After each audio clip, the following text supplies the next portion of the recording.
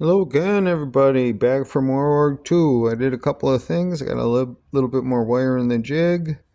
And once I did get a few strands in the jig, I untied that knot in the spectra fiber. And I put the plastic wrap on there and wrapped it tight to those wires so it wouldn't move around in there a whole lot.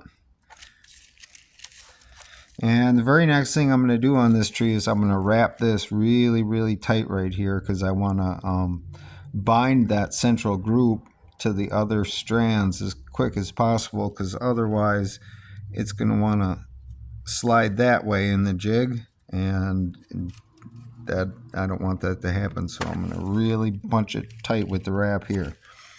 And then I added a tube, you can see there. And when you do add a tube like that, it's a good idea to flare the end a little bit that's going this way. And that tube will not go right tight to the jig.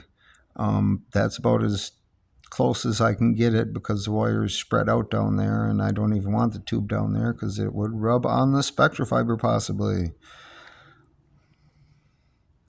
And the reason that, because I don't really need that tube in here for this tree, but I'm working out a system with this tree to build a really big tree and have a really bulletproof trunk to root zone where it's really tough. So that's why that pipe is in there, kind of. It's not for this tree, it's for the next one.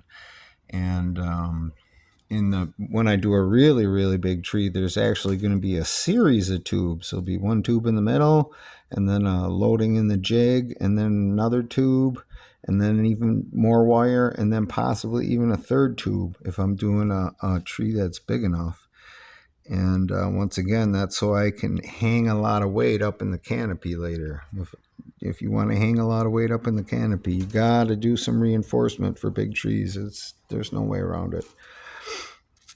So that's why I'm doing that. But and I also put some wrap on that central grouping right here that I don't want to spin, because when I started putting all this other wire in the jig, some of them were trying to get in there and cross over, so I had to bind it a little further down so that they wouldn't do that. And this tree is actually going to be the next iteration of this. About 8 years ago, you can see it's really dirty. Maybe I should make a tree cleaning video with this one. About 8 years ago, I did this little grouping here, and I'm going to do this much taller with many more strands now. But the reason I did it is I wanted to figure out how the heck I was going to weave the roots together. And so this was just kind of an experiment. But yeah, it's all one piece, and it, sticks together pretty good. You're not going to bust them apart or anything.